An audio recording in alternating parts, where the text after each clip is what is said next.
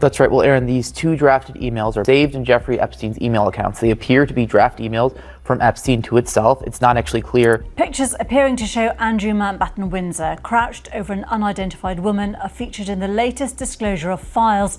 The images are among more than 3 million documents published by the Trump administration.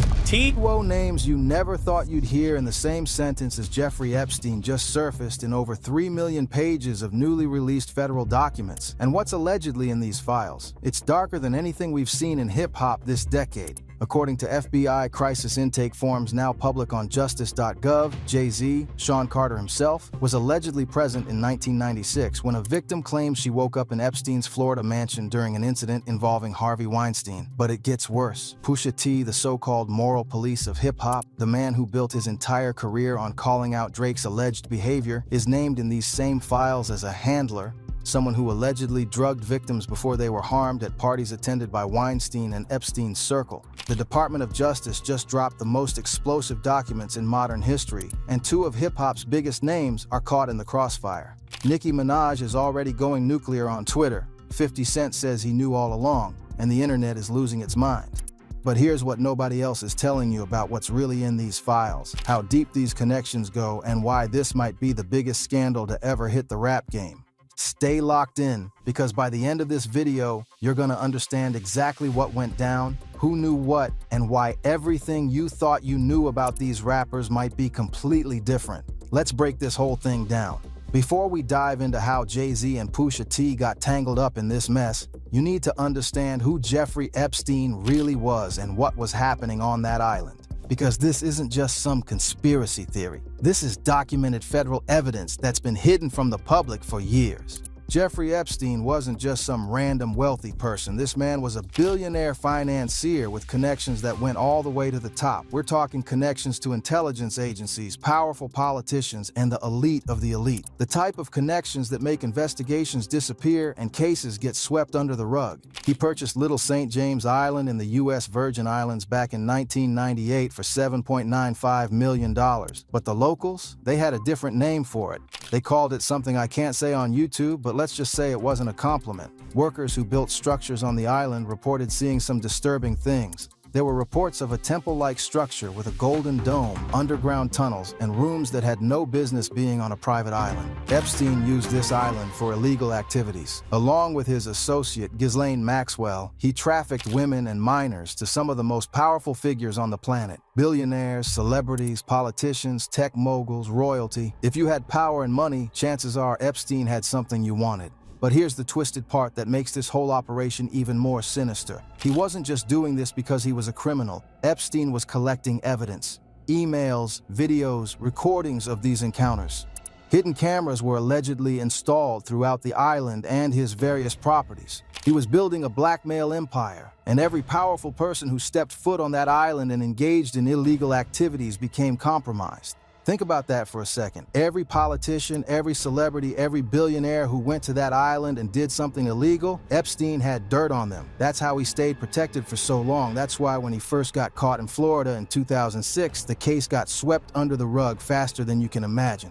The Florida case was absolutely wild, gang. Let me break down just how corrupt this whole thing was. In 2005, parents in Palm Beach started reporting that their daughters were being recruited under false pretenses. The Palm Beach Police Department investigated and found evidence involving over 30 minor victims. They wanted to charge Epstein with multiple felony counts that could have put him away for life. But then something strange happened. The case got taken over by the U.S. Attorney's Office in Miami, headed by Alexander Acosta. And suddenly, instead of facing life in prison, Epstein got a deal that's unprecedented in American legal history. He pleaded guilty to just 2 state charges. His sentence? 18 months in county jail. But even that was a joke. He was allowed to leave jail for up to 12 hours a day, 6 days a week for work release. Basically had a curfew, like he was grounded, not locked up for serious crimes. He still had contact with people on the outside. He could still run his businesses, business as usual. And here's the most messed up part. The deal included immunity for any potential co-conspirators. That means everyone who participated in Epstein's operation got a free pass. The victims weren't even told about the deal until after it was finalized, which is actually illegal under the Crime Victims' Rights Act. What kind of billionaire gets that treatment? Even Harvey Weinstein, even other powerful people who've been convicted, nobody got handled with kid gloves like Epstein. Why? Because of who he had dirt on. The client list was the real prize, and Epstein made sure everyone knew he had it. It was his insurance policy. Alexander Acosta, the prosecutor who gave Epstein that deal, later became Secretary of Labor under President Trump. When asked about the Epstein case, he reportedly said he was told to back off because Epstein was connected to intelligence. Let that sink in. A federal prosecutor was told to back off. Fast forward to 2019, investigative journalists, particularly from the Miami Herald, started digging into the case again. Public pressure mounted. The evidence was overwhelming. Epstein finally gets arrested by the feds in July 2019 when his private jet landed in New Jersey. Real charges this time. Federal trafficking charges that could put him away for 45 years minimum. Everyone's thinking, okay, this is it. He's gonna cooperate. He's gonna give up the whole client list. We're about to find out who all these people are. The media was going crazy. Victims were finally feeling like they might get justice. The world was watching. But then, on August 10th, 2019, Jeffrey Epstein is found deceased in his cell at the Metropolitan Correctional Center in Manhattan, officially ruled self-inflicted, despite being on watch just days earlier, despite cameras supposedly monitoring him constantly, despite having a cellmate who was mysteriously transferred out the day before, despite the guards who were supposed to check on him every 30 minutes allegedly falling asleep and falsifying records, despite the cameras in his cell mysteriously malfunctioning at the exact time of his passing. The autopsy showed injuries that some experts said were more consistent with other causes. The medical examiner hired by Epstein's family disputed the official ruling, but the official story remained unchanged. And just like that, the one man who could expose the entire operation is gone. Now, I'm not usually one to lean into conspiracy theories. I like facts, I like evidence. But come on, fam, this is different. When you start seeing the names of the people Epstein was connected to, people who literally rule the world, people who have the power to make things happen, it starts making you wonder. Bill Clinton flew on Epstein's private jet at least 26 times according to flight logs. Prince Andrew was photographed with one of Epstein's victims and later paid her millions in a settlement. Donald Trump was friends with Epstein for years and was quoted in 2002 saying he was a terrific guy who likes beautiful women as much as I do, and many of them are on the younger side. These aren't random people, these are world leaders, and they all had a reason to want Epstein silenced. But here's where it gets interesting for us in the hip-hop community. Epstein didn't just deal with politicians and tech billionaires, he was deep in the entertainment industry too. Hollywood, music, fashion, all of it. And that's where our story really begins. Let's talk about Sean Carter, Jay-Z, Hov, The God MC, The Blueprint, Reasonable Doubt, the first billionaire rapper, married to Beyonce, the biggest star on the planet, owner of Roc Nation, part owner of the Brooklyn Nets, Champagne mogul, streaming service owner. The man is untouchable in hip-hop, a living legend, the final boss of rap, or so we thought. On January 7th, 2025, the Department of Justice released over 3 million pages of documents related to the Epstein case under the Epstein Files Transparency Act. This wasn't some leak. This wasn't some hacker getting into government files. This was an official release mandated by Congress because the public demanded transparency. Buried in those documents, on page 586 of the FBI crisis intake forms, is a report that's about to change everything you thought you knew about Hov. And I'm not exaggerating when I say this might be the most damaging allegation ever made against a sitting hip-hop mogul. Here's what the document says, and I'm reading this straight from the official FBI form. In approximately 1996, an unknown man abducted, redacted from her home when she later awoke in the presence of Harvey Weinstein and Sean Carter while Weinstein had committed an act. Redacted believes she was in Epstein's mansion in Florida. Read that again. Jay-Z's government name, Sean Carter, is in an FBI document alleging he was present during an incident at Jeffrey Epstein's mansion in Florida in 1996. Not Jay-Z, the stage name, Sean Carter, his legal name, the name on his birth certificate. The victim goes on to say that she estimated she was abducted on 7 separate occasions between 1994 and 2006, waking up each time in what she described as opulent indoor settings. She suffered harm on multiple occasions, and she specifically names not just Epstein and Weinstein, but also Leon Black, a billionaire private equity investor worth $13 billion, and William Barr, who later became the United States Attorney General. Now, before the Jay-Z stans start typing furiously in the comments about how I'm a hater, how I'm trying to bring down a black billionaire, how this is all lies, let me be crystal clear about something. This is an unverified tip that was called into the FBI's National Threat Operations Center hotline on July 10, 2019 at 8:20 a.m. Eastern Time. It's not a criminal charge. It's not a conviction. It's not even a formal accusation in a court of law. But it's a documented allegation that the FBI took seriously enough to file, preserve, and now release to the public. And it's now public record on justice.gov. Anyone can go read it right now. I'm not making this up. This isn't some blog rumor or Twitter gossip. This is an official FBI document. But here's where this gets real interesting and where we got to do some detective work to figure out if this allegation even makes sense. A lot of people immediately said, nah, this is cap. This is fake. Jay-Z in 1996? He wasn't even famous yet. He didn't know Harvey Weinstein. He didn't know Epstein. He was just a struggling rapper. This has to be someone making up lies to damage his reputation.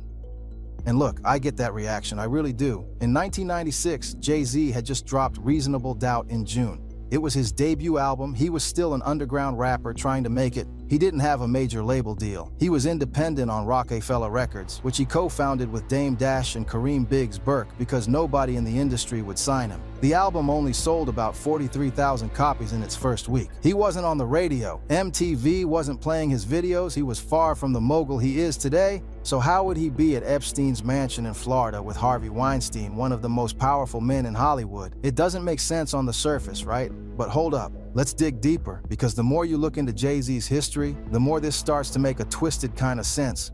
First of all, Jay-Z wasn't a nobody in 1996. Yeah, he wasn't the mogul he is today, but he'd been in the game since the late 80s. He was connected. He knew people. He'd been grinding for years. There's footage of Jay-Z in London in 1988, 8 years before Reasonable Doubt, living well, staying in nice apartments, moving in certain circles. He wasn't some kid from the projects with no connections. He had been building relationships in the industry for nearly a decade by 1996.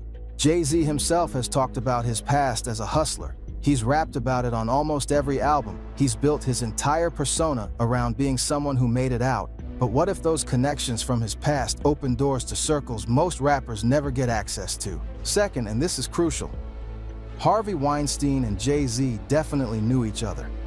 And not just casually. There's photographic evidence of them together at parties in 1998, just 2 years after this alleged incident. There are pictures of them at the Sundance Film Festival, smiling, looking real comfortable with each other. They're not strangers in these photos. They look like associates. See, what people don't understand is that Jay-Z was always trying to break into film and TV.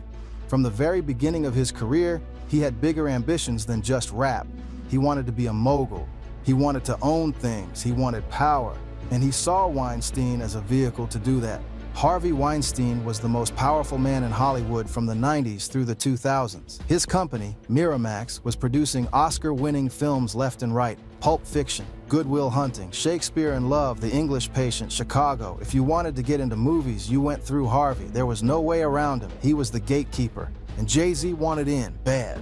Throughout the 2000s and 2010s, Jay-Z and Weinstein were linked to multiple projects together.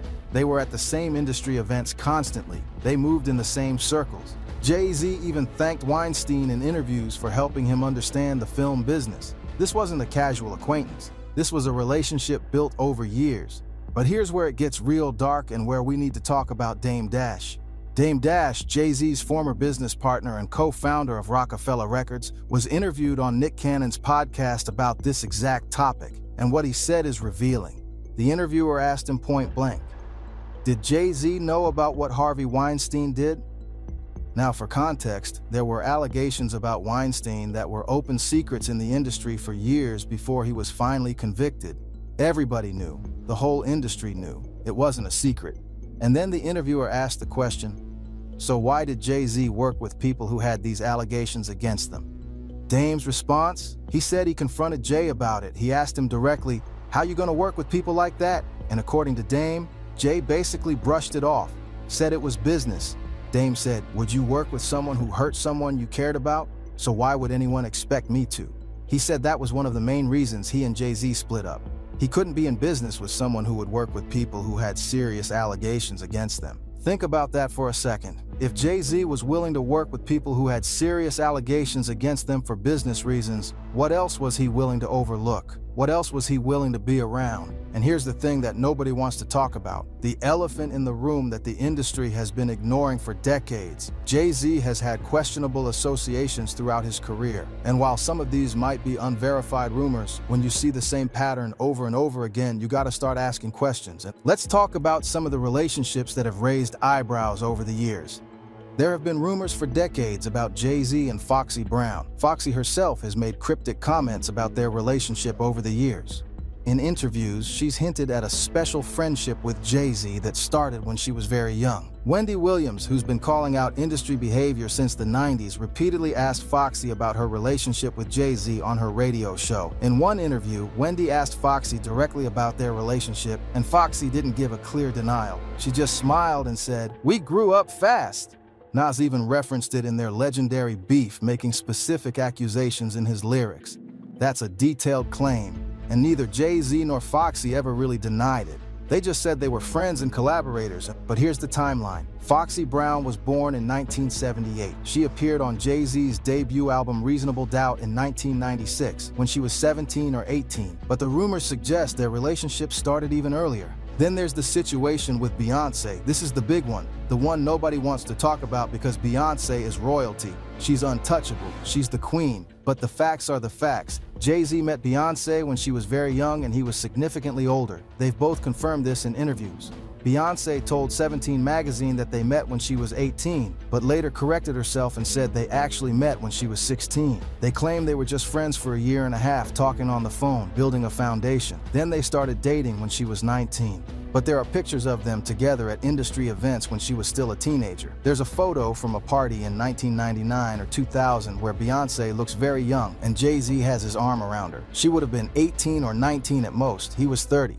Now, legally, 18 or 19 is an adult. But let's be real. A 30-year-old man dating a teenager is questionable. It's a power imbalance.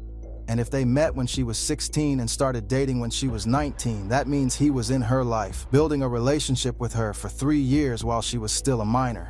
Gene Deal, Diddy's former bodyguard, said in an interview that he was at clubs in the late 90s where Jay-Z and Beyoncé were together. He said Beyoncé wasn't even supposed to be in the club because she was underage, but she was there anyway. And Jay-Z, who was about 30 years old at the time, was with her. Then there's Rihanna. Jay-Z signed Rihanna to Def Jam when she was 16 years old.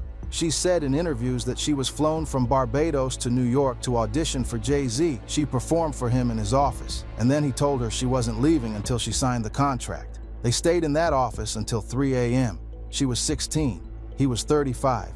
Now, to be fair, there's no evidence that anything inappropriate happened between Jay-Z and Rihanna, but the optics are questionable. A 35-year-old man keeping a 16-year-old girl in his office until 3 a.m. That's not normal business practice. And then there's Rymir Satterthwaite. This is the one that really makes you wonder. Rymir is a young man from New Jersey who's been claiming for over a decade that Jay-Z is his father. His mother, Wanda, says she had a relationship with Jay-Z in the early 90s when she was a teenager. She got pregnant. Jay-Z allegedly wanted nothing to do with the child. Rymir has been trying to get Jay-Z to take a paternity test for over 10 years. He's filed lawsuits. He's gone to the media. He's done everything he can to get Jay-Z to acknowledge him. And Jay-Z has refused. He won't take the test. He won't even address the allegations publicly. Now, why would Jay-Z refuse to take a paternity test if he's innocent? If Rymir isn't his son, all he has to do is take the test and prove it. Case closed. But he won't do it. Why? Some speculate it's because if he takes that test and it comes back positive, that means he's admitting to something that happened when the mother was underage.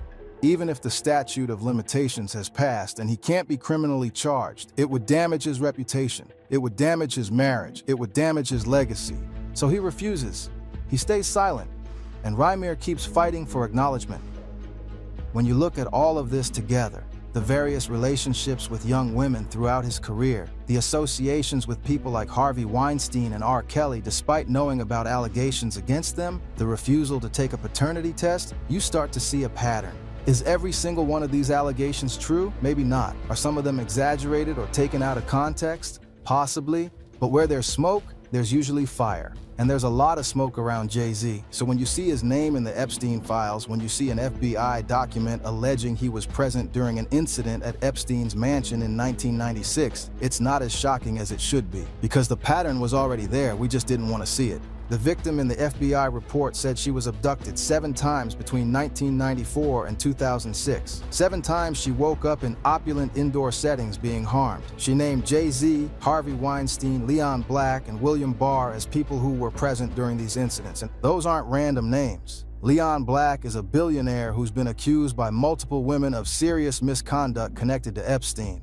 William Barr later became the U.S. Attorney General, the top law enforcement official in the country. Harvey Weinstein is now in prison for his crimes. Jay-Z's name is right there with them, in an official FBI document, on the record, but he's going to have to. Because when Tony Busby, the lawyer representing multiple accusers, tried to sue Jay-Z on behalf of an anonymous accuser who claimed Jay-Z and Diddy harmed her at an awards show after party in 2000, Jay-Z came out swinging. He released a statement saying, "You won't get a red penny from me. These allegations are heinous. I will not settle. I will not give you $1. We will expose you for the fraud you are." He was aggressive. He was defiant. He was ready to fight. So if he had all that energy for Tony Busby and an anonymous accuser, he better have that same energy for the FBI documents. He better have a response ready, because this isn't going away. Now, if you've been on Twitter in the last 48 hours, you know that one person who is absolutely not staying quiet about this is Nicki Minaj. And she's not just commenting on it. She's going full scorched earth, burning bridges, exposing secrets, and calling out everyone who's ever crossed her. Nicki has been on an absolute rampage, and honestly, it's been wild to watch. She's been tweeting nonstop, posting receipts, dragging people, and she's not holding back on Jay-Z at all. Let me show you some of the things she's been saying, because this is important. Nicki isn't just some random person making accusations. She's been in the industry for over 15 years. She's worked with Jay-Z. She's been signed to Young Money, which had a distribution deal with Universal, which Jay-Z had major influence over. She's been in the rooms. She's seen things, and now she's talking. Nicki tweeted, "Your favorite artists have been practicing rituals in a cult where they take babies from other countries and harm them as a form of sacrifice to their god. You see, when your master is evil, you must constantly shed blood. However, the jig is up." Now, that's a wild tweet. That's talking about rituals and sacrifices. And while that might sound extreme to some people, there are actually references in the Epstein files to ritualistic harm. One email mentioned a victim witnessing what they described as a ritualistic sacrifice where disturbing acts occurred. I'm not saying I believe in cults running the entertainment industry, but I am saying that the Epstein files contain some deeply disturbing allegations that go beyond just what we typically hear about. There are mentions of torture, of rituals, of things that sound like they're out of a horror movie, and Nicki is saying that Jay-Z and others in the industry are involved in this stuff. She posted pictures of Jay-Z with young Aaliyah and young Beyonce, with captions questioning why a grown man was always around teenage girls. One post showed Jay-Z at age 27 with 16-year-old Beyonce. Another showed him at age 26 with young Aaliyah. The caption read, "Imagine if a 30-year-old rapper was out here with a 16-year-old in this day and age, and how y'all would have his head on a platter. This guy was hugging and being close with teens in broad daylight." And she's right. If any rapper today was photographed with a 16-year-old girl the way Jay-Z was with Beyonce, they'd be canceled immediately. There would be think pieces. There would be boycotts. There would be investigations. But because it's Jay-Z, because he's untouchable, because he's a billionaire married to Beyonce, nobody said anything at the time. And even now, people are defending him. Nicki also brought up Rymir Satterthwaite, posting a side-by-side picture of Jay-Z and Rymir. The resemblance is actually striking. They have similar facial features, similar eyes, similar bone structure. Nicki's caption said, "Your favorite artist won't take a DNA test. Why? Because he knows." She tweeted, "They've sabotaged my documentary because I spoke on the harm I suffered. They've been trying to stall all my projects and hope I lose a bunch of money and beg them for help. Their leaders still think it's a joke. The destruction that's about to come down on them isn't funny. I told y'all to leave me alone. Now you'll understand why you should have just sat there and been quiet." That last line is cold. People call Nicki crazy when she goes on these Twitter rants. They say she's having a mental breakdown. They say she needs help. But Nicki is flipping it back on them, saying they're the ones who should have stayed quiet.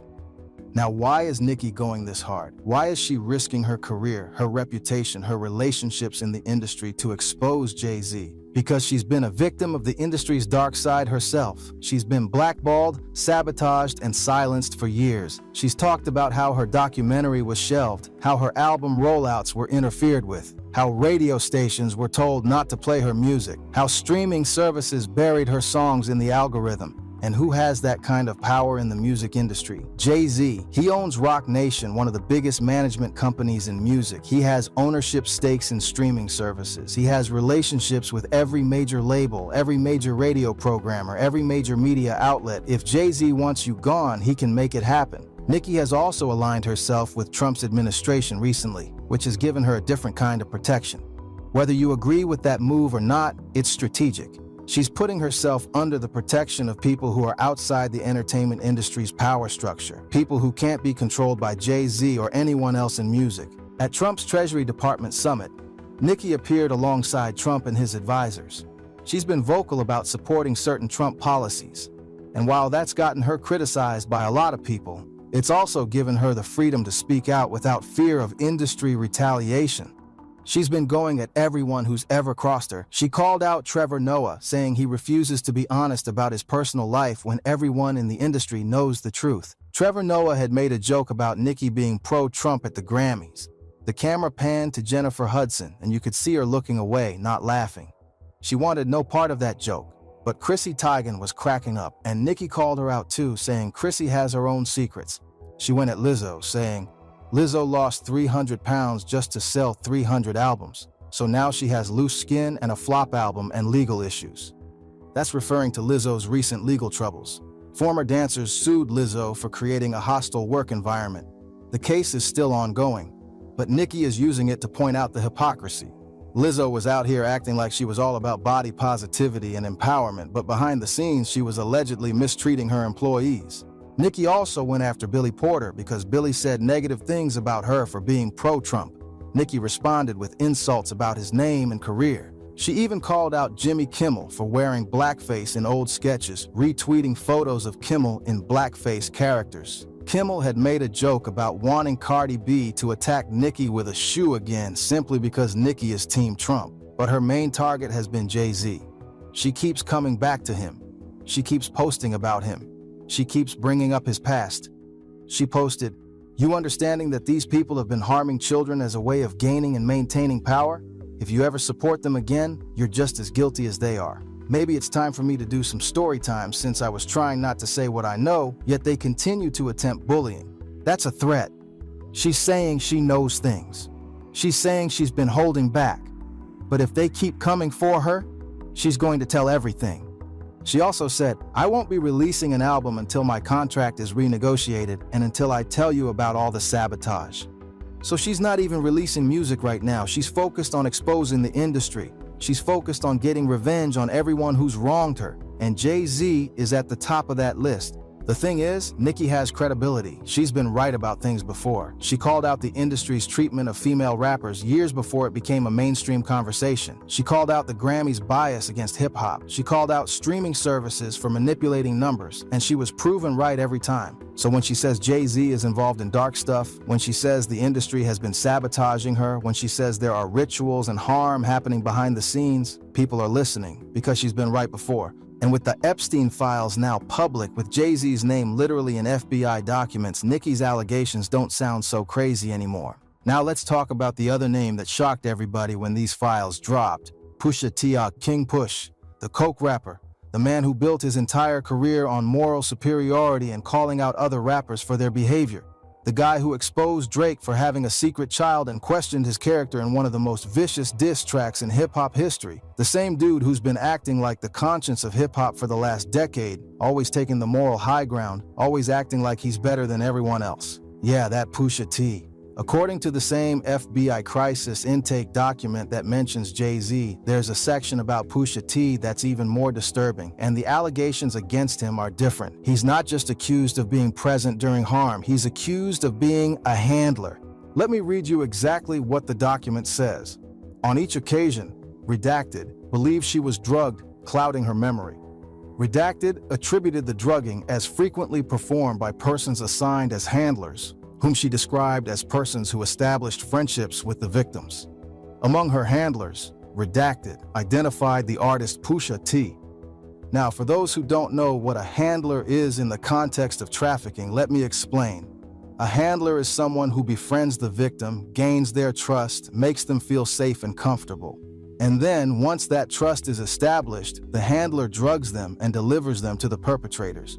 Handlers are essential to trafficking operations because they're the ones who make victims feel safe before betraying them. That's what Pusha T is being accused of. Not just being present, not just being in the room, but actively participating in the drugging and delivery of victims. The document continues.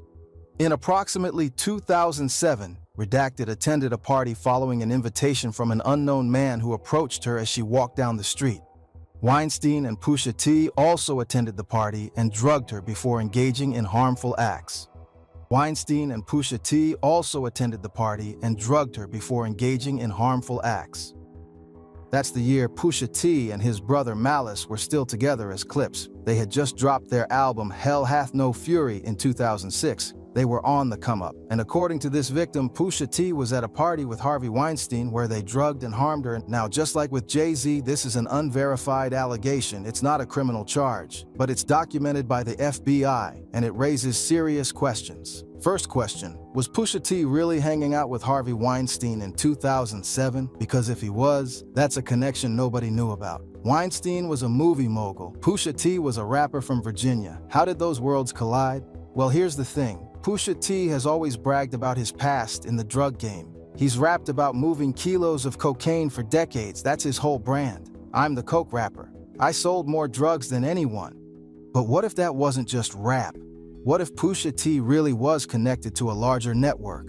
What if he was supplying substances to these Hollywood parties? Think about it. Epstein needed drugs to control his victims. The FBI report says the victims were frequently drugged by handlers. Who better to supply those drugs than someone with connections to the drug trade? And Pusha T wasn't just some street-level dealer according to his own lyrics. He's claimed to have moved major weight. He's talked about having separate teams, one for music, one for drugs. He said in interviews that people didn't know about his drug dealing because he kept it quiet. He was being strategic. So if Pusha T really was moving drugs at a high level, it's not that far-fetched that he could have been supplying Hollywood parties. And once you're supplying the parties, you're in the room. You're part of the operation. The second question, why would Pusha T be named specifically? The victim could have said an unknown man like she did for other people in the report, but she specifically named Pusha T. That means she knew who he was. She remembered him. He made an impression. That's not good, fam. Now, the internet is going crazy over this because of the irony. Pusha T spent years going at Drake, calling him a deadbeat dad, questioning his character, acting like he was morally superior. "You are hiding a child" became one of the most famous diss lines in hip-hop history. The song The Story of Adidon was brutal. Pusha T exposed Drake's secret son, questioned his parenting, questioned his character, questioned everything about him. And the whole hip-hop community praised Pusha T for it. They said he won the beef. They said he destroyed Drake. But now Pusha T is in the Epstein files accused of being a handler for trafficking victims. The projection is insane. Drake fans are having a field day. They're saying every accusation is a confession. They're saying Pusha T was so focused on Drake's alleged behavior because he was guilty of worse. They're already writing bars for Drake's response. They say your name in the files. I guess the coke came with receipts / I stay clear of dirty paper. You've been trying to Epstein the streets. Pusha T, and the T is for tranquilizer. It's brutal. And honestly, if these allegations have any truth to them, Pusha T deserves every bar that's coming his way. But let's be fair here. Just like with Jay-Z, these are unverified allegations. This is a tip that was called into the FBI. It's not evidence. It's not a witness testimony in a criminal trial. It's just an allegation. But the fact that it's in the FBI files, the fact that it's now public record, the fact that Pusha T's name is specifically mentioned, that's significant. That's not something you can just brush off. And here's what makes it even more suspicious. Pusha T hasn't said anything. He hasn't denied it. He hasn't addressed it. He's been completely silent since these files dropped. Now, maybe his lawyers told him not to say anything. Maybe he's preparing a statement. Maybe he's consulting with his team about how to respond. But the silence is deafening, because this is the same guy who had no problem going at Drake publicly. He had no problem releasing diss tracks, doing interviews, talking about the beef. He was loud and proud about exposing Drake. But now that he's the one being exposed, crickets. And that's making people suspicious, because if these allegations were completely false, if there was no truth to them at all, wouldn't you immediately deny them? Wouldn't you release a statement saying, "This is completely false. I've never met Harvey Weinstein. I was never at any parties with him. This is a lie." But he hasn't done that. And the longer he stays silent, the worse it looks. Now, let's talk about the timeline. The allegation says this happened in 2007. Let's look at what Pusha T was doing in 2007. In 2007, Clips had just released Hell Hath No Fury in 2006, which was critically acclaimed but didn't sell well commercially. They were still signed to Jive Records, but they were having label issues. They were trying to get out of their contract. Pusha T has said in interviews that during this time he was still involved in the streets. He was still moving product. He had one foot in music and one foot in the drug game. So it's plausible that he could have been at industry parties. It's plausible that he could have been supplying substances. It's plausible that he could have been connected to people like Harvey Weinstein through the drug trade. But here's what doesn't make sense. Why would Pusha T, a rapper from Virginia, who was struggling to get his music career off the ground, be at parties with Harvey Weinstein? What connection would they have? Unless, like I said, Pusha T was supplying substances. That's the only connection that makes sense. Because Weinstein wasn't signing rappers. He wasn't producing hip-hop albums. He was a movie guy. So, why would he be at the same parties as Pusha T unless there was a transactional relationship? And if Pusha T was supplying substances to these parties, and if he knew what was happening at these parties, that makes him complicit. That makes him part of the operation. The FBI document says the victim was drugged by handlers who established friendships with the victims. That's grooming behavior. That's predatory behavior. That's not just being in the wrong place at the wrong time. That's actively participating in harm. And if Pusha T was really doing that, if he was really befriending victims and then drugging them so they could be harmed by others, that's one of the most evil things you can do. That's betrayal at the highest level. Now, I want to be clear. We don't know if these allegations are true. We don't have evidence beyond this FBI tip. We don't have corroborating witnesses. We don't have photos or videos or emails connecting Pusha T to Weinstein or Epstein. But the allegation exists. It's in the FBI files. It's public record, and it's not going away. And the irony of Pusha T being accused of this after spending years acting like the moral police of hip-hop is not lost on anyone. The same guy who questioned Drake's character, who questioned Drake's relationships, who acted like he was better than everyone else, that guy is now accused of being a handler for trafficking victims. If these allegations are true, Pusha T is one of the biggest hypocrites in hip-hop history. And even if they're not true, the damage to his reputation is done. Because once your name is in the Epstein files, that's not something people forget. The hip-hop industry is in shambles right now. Nobody knows what to say. Nobody knows how to react. Because how do you respond when two of the biggest names in hip-hop are named in the Epstein files? 50 Cent, of course, couldn't resist. He posted on Instagram, "Damn, they got your man Jay in the Epstein files. I gotta do a doc on this." And you know what? 50 been saying this. He's been hinting for years that Jay-Z was involved in some dark stuff. People thought he was just hating, just being 50. But now it's looking like 50 knew something all along. 50 Cent has been one of the most vocal critics of industry predators. He's been going at Diddy for years, making jokes, posting memes, saying Diddy was involved in weird stuff, and everyone laughed it off. But then Diddy got arrested and charged with serious crimes, and suddenly 50's jokes didn't seem so funny anymore. They seemed like warnings. And now 50 is doing the same thing with Jay-Z. He's been making comments for years about Jay-Z being involved in shady stuff, about Jay-Z having secrets, about Jay-Z not being the person everyone thinks he is, and people dismissed it as jealousy or beef. But now that Jay-Z's name is in the Epstein files, 50's comments are hitting different, because maybe he wasn't just talking trash. Maybe he actually knew something. 50 Cent has connections throughout the industry. He's been around since the late 90s. He's worked with everyone, he's been in the rooms, he's heard the rumors, and he's never been afraid to speak on what he knows. So when 50 says he's gonna do a documentary on this, you better believe he's got receipts, he's got stories, he's got information that the public doesn't know about yet.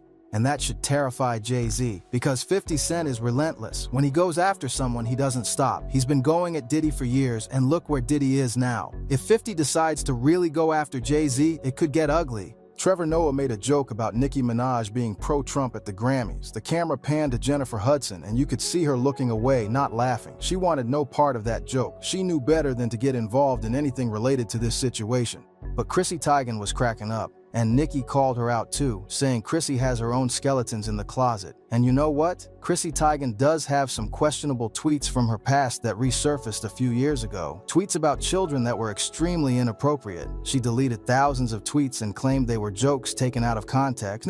But when you're laughing at jokes about Nicki while your own past is questionable, that's not a good look. The media is trying to control the narrative. TMZ, whose founder Harvey Levin is also named in the Epstein files as a good friend who could help run PR for Epstein, hasn't covered Jay-Z being in the files at all. Convenient, right? Think about that. TMZ covers every single celebrity scandal, every arrest, every lawsuit, every rumor. They're usually the first ones to break stories. But when Jay-Z's name shows up in the Epstein files, silence. That tells you everything you need to know about who controls the media and who has the power to make stories disappear. But social media is doing what social media does. The truth is spreading. People are connecting dots, they're asking questions, and the industry can't stop at this time. Twitter is on fire. Reddit is going crazy. YouTube channels are making videos. TikTok is full of people discussing the files. The information is out there, and it's spreading faster than the industry can contain it. And that's what's different about this situation compared to past scandals. In the past, the industry could control the narrative. They could pay off media outlets, they could threaten lawsuits, they could make stories go away, but you can't make 3 million pages of FBI documents go away. You can't threaten the Department of Justice. You can't pay off the entire internet. The truth is out there now, and people are paying attention. Academics did a whole stream breaking down the documents. He went through the FBI files page by page, reading the allegations, showing the receipts. His stream got millions of views. Other hip-hop commentators are covering it. Podcasts are discussing it. Everyone in the hip-hop community is talking about it. And the reactions are mixed. Some people are defending Jay-Z and Pusha T, saying these are just unverified allegations and we shouldn't rush to judgment. They're saying innocent until proven guilty. They're saying this could be someone making false accusations to damage their reputations. And you know what? They're not wrong. These are unverified allegations. They're not criminal charges. They're not evidence. They're tips that were called into the FBI. But other people are saying where there's smoke, there's fire. They're saying Jay-Z and Pusha T have had questionable behavior for years, and these allegations fit the pattern. They're saying we should believe victims. They're saying the FBI wouldn't have documented these allegations if there wasn't something to them. And that's the debate that's happening right now in the hip-hop community. Do we believe these allegations? Do we give Jay-Z and Pusha T the benefit of the doubt, or do we hold them accountable? It's a difficult question, because on one hand, false allegations can destroy lives. False accusations can ruin careers. We've seen it happen before. But on the other hand, powerful men have been getting away with terrible things for decades because people didn't believe victims. Because people gave them the benefit of the doubt. Because people said, well, there's no proof. So where do we draw the line? How do we balance believing victims with presumption of innocence? I don't have the answer to that, but what I do know is that these allegations are serious. They're documented by the FBI, they're public record, and they deserve to be investigated. So what happens now? Can Jay-Z and Pusha T be charged with anything? Will there be investigations? Will there be arrests? Here's the reality, probably not. These allegations are from the 1990s and 2000s. The statute of limitations has likely passed on most potential charges, and more importantly, these are unverified tips called into the FBI. They're not evidence, they're not witness testimony in a criminal trial, they're just allegations. The DOJ has emphasized that because of the sweeping nature of the Epstein Files Transparency Act, everything sent to the FBI by the public in relation to the case was designated for release. This comprehensive approach means some of the accusations contained in the files could be fake or falsely submitted. So it's possible, maybe even likely, that some of these allegations aren't true. Maybe someone with a grudge called in a fake tip. Maybe someone wanted to damage Jay-Z and Pusha T's reputations. We don't know, but here's what we do know. These allegations are now public record. They're on justice.gov. Anyone can read them. And in the court of public opinion, that's all that matters. Jay-Z's reputation is damaged, Pusha T's moral high ground is gone, and the questions aren't going away. Why won't Jay-Z take a paternity test for Rymir Satterthwaite? Why was he so close with Harvey Weinstein? Why was he working with R. Kelly after knowing what he did? Why are there so many allegations over the years about him and young women? And Pusha T, why is his name in these files? Was he really at parties with Weinstein? What was he doing there? Why hasn't he denied the allegations? These are questions that deserve answers, and until we get those answers, the speculation is going to continue. There's also the possibility of civil lawsuits. Even if criminal charges can't be filed, victims can still sue in civil court. We've seen it with Diddy, we've seen it with R. Kelly, we've seen it with Harvey Weinstein. If more victims come forward with similar stories about Jay-Z or Pusha T, we could see lawsuits. And then there's the court of public opinion. Cancel culture is real. We've seen careers destroyed over less. If the public decides that Jay-Z and Pusha T are guilty, it doesn't matter what the courts say. Their legacies will be tarnished forever. Jay-Z is a billionaire. He has Roc Nation. He has his champagne brand. He has his streaming service. He has investments in everything from sports teams to tech companies. But if the public turns on him, if people stop buying his products, if artists leave Roc Nation, if brands cut ties with him, his empire could crumble. And Pusha T, his whole brand is built on being the moral authority in hip-hop. He's the guy who calls out other rappers for their behavior. He's the guy who acts like he's better than everyone else. But if these allegations are true, or even if people just believe they're true, his career is over. Nobody's gonna want to hear moral lectures from a guy who's accused of being a handler for trafficking victims.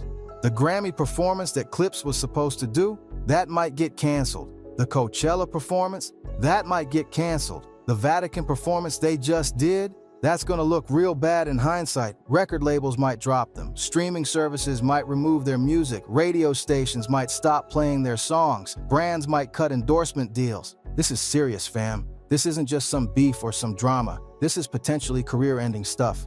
But here's the thing. Jay-Z and Pusha T are powerful. They have money. They have lawyers. They have connections. They're not going down without a fight. Jay-Z has already shown that he's willing to fight allegations aggressively. When Tony Busby tried to sue him, Jay-Z came out swinging. He filed motions to dismiss. He released public statements. He went on the offensive. So we can expect the same thing here. Jay-Z's lawyers are probably already preparing statements. They're probably already looking into who made these allegations. They're probably already preparing to sue for defamation if they can prove the allegations are false. And Pusha T, he's probably doing the same thing. He's probably consulting with lawyers. He's probably trying to figure out how to respond. But the longer they stay silent, the worse it looks. Because silence looks like guilt. Silence looks like you don't have a good answer. If these allegations are completely false, the best thing they could do is come out immediately and deny them. Release a statement, do an interview, provide evidence that they weren't at these locations at these times, provide alibis, provide witnesses who can vouch for them. But if they can't do that, if they don't have evidence to disprove the allegations, then they're in trouble. Because once your name is in the Epstein files, that's not something you can just shake off. That's not something people forget. That follows you for the rest of your life. But let's zoom out for a second. This isn't just about Jay-Z and Pusha T. This is about the entire entertainment industry. The Epstein files show us what we've always suspected. Hollywood and the music industry are full of predators, and they protect each other. Harvey Weinstein harmed women for decades. Everybody knew. Nobody said anything. R. Kelly harmed girls for decades. Everybody knew. Nobody said anything. Diddy allegedly harmed people for decades. Everybody knew. Nobody said anything. Jeffrey Epstein trafficked minors for decades. Everybody knew. Nobody said anything. Why? Because these men had power. They had money. They had connections. And they had dirt on everyone else. It's a system of mutually assured destruction. If I expose you, you expose me. So nobody says anything. Everybody stays quiet. And the harm continues. The Epstein files are pulling back the curtain on that system. We're seeing the names, we're seeing the connections, we're seeing how deep this goes. And it's not just entertainment, it's politics, it's business, it's tech. The Epstein files mention Bill Clinton, Donald Trump, Bill Gates, Prince Andrew, and dozens of other powerful men. This is a global network of predators who used Jeffrey Epstein's operation to harm vulnerable people. And they got away with it for decades because they protected each other. But now the files are public, the truth is out, and people are demanding accountability. The question is, will there actually be accountability? Or will this be like every other scandal where powerful people face no consequences? Because let's be real, how many powerful people have actually faced consequences for their involvement with Epstein? Ghislaine Maxwell is in prison. That's it. That's the only person who's been held accountable. And Prince Andrew paid a settlement and stepped back from royal duties, but he's not in prison. Bill Clinton hasn't faced any charges. Donald Trump hasn't faced any charges. Bill Gates hasn't faced any charges. None of the other names in the files have faced any consequences. So why would Jay-Z or Pusha T face consequences? They're powerful. They're rich. They have the best lawyers money can buy. They have connections throughout the industry and the legal system. The reality is they'll probably be fine. They'll probably release statements denying the allegations. They'll probably threaten lawsuits against anyone who repeats the allegations. They'll probably use their power and influence to make this go away. And in a few months, everyone will forget about it. The news cycle will move on. There will be some new scandal, and Jay-Z and Pusha T will go back to their lives like nothing happened. That's how it always works for powerful people. They get accused, they deny it, they lawyer up, and they move on. Maybe this time is different. Maybe the fact that these files are public, that they're on a government website, that they're being discussed by millions of people, maybe that changes things. Maybe the court of public opinion will hold them accountable even if the legal system doesn't. Maybe people will stop streaming their music. Maybe artists will leave Rock Nation. Maybe brands will cut ties. Maybe the industry will finally say enough is enough. Or maybe nothing will change. Maybe people will keep listening to Jay-Z's music. Maybe people will keep supporting Pusha T. Maybe the industry will keep protecting powerful men. I don't know what's going to happen. But what I do know is that this conversation is important. These questions are important, and we can't let powerful people silence us just because they have money and lawyers. Now, let's talk about why these files were released in the first place, because that's actually really important to understanding what we're looking at. The Epstein Files Transparency Act was passed by Congress in response to public pressure. For years, people have been demanding to see the full Epstein files. They wanted to know who was on the client list. They wanted to know who was involved in Epstein's operation. They wanted accountability. But the government kept saying no. They said the files were part of an ongoing investigation. They said releasing them would compromise the investigation. They said they needed to protect the privacy of victims, but people weren't buying it. Because Epstein was dead, Ghislaine Maxwell was convicted, the investigation was over. So why were they still hiding the files?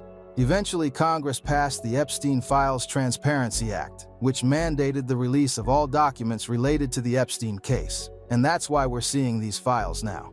But here's the important part. The DOJ emphasized that because of the sweeping nature of the act, everything sent to the FBI by the public in relation to the case was designated for release. This comprehensive approach means some of the accusations contained in the files could be fake or falsely submitted. That's a crucial disclaimer. The DOJ is basically saying we're releasing everything, but not all of it is verified. Some of it might be false. So when you see allegations in these files, you have to take them with a grain of salt. They're not the same as criminal charges. They're not the same as evidence presented in court. They're tips that were called in by members of the public. Some of those tips might be legitimate, some might be from actual victims, but some might be from people with grudges, some might be from conspiracy theorists, some might be completely made up. The FBI documented all of them because they had to. When someone calls in a tip about a high-profile case, the FBI has to document it. They have to preserve it. Even if they don't think it's credible, they have to keep a record of it.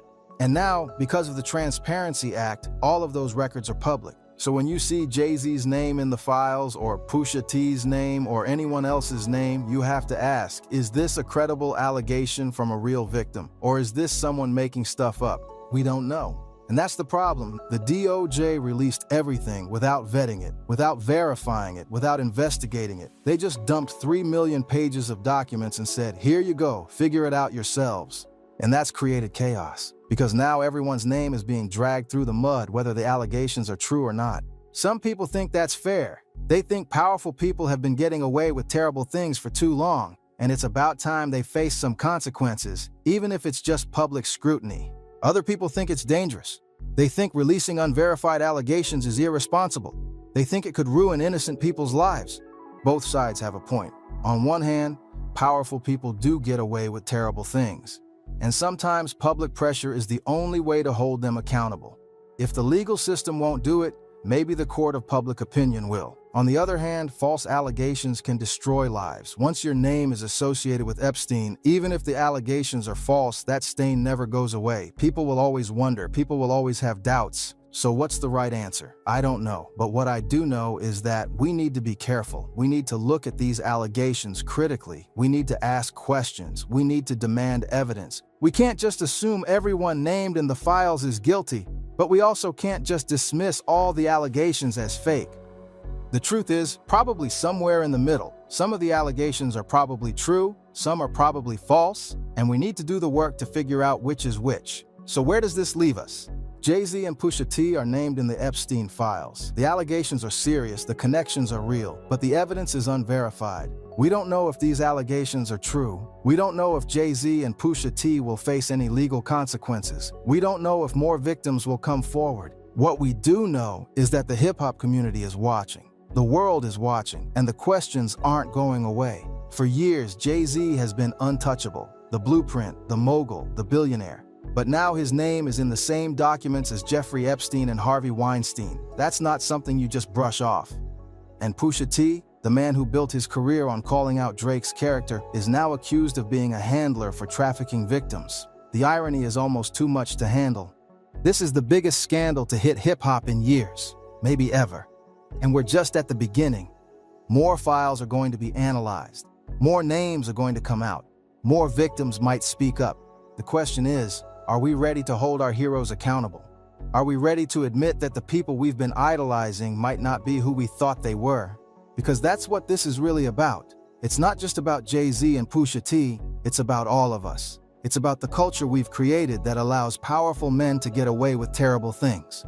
It's time for that to change. Now, I want to be clear about something before I end this video. I'm not saying Jay-Z and Pusha T are definitely guilty. I'm not saying these allegations are definitely true. What I'm saying is that these allegations exist. They're documented, and they deserve to be taken seriously. We need to investigate, we need to ask questions, we need to demand answers, and if these allegations turn out to be false, if Jay-Z and Pusha T can prove they weren't involved, then great. Their names should be cleared. They should sue whoever made false allegations against them. But if these allegations turn out to be true, if there's evidence that they were involved in Epstein's operation, then they need to be held accountable. No matter how famous they are, no matter how much money they have, no matter how many classic albums they've made. Because at the end of the day, this isn't about music. This isn't about hip-hop. This is about justice for victims. This is about holding powerful people accountable. This is about making sure that what happened with Epstein never happens again. Drop a comment below and let me know what you think. Do you believe these allegations? Do you think Jay-Z and Pusha T should respond? What should happen next? And if you made it this far, hit that like button and subscribe because we're going to be covering every development in this story as it unfolds.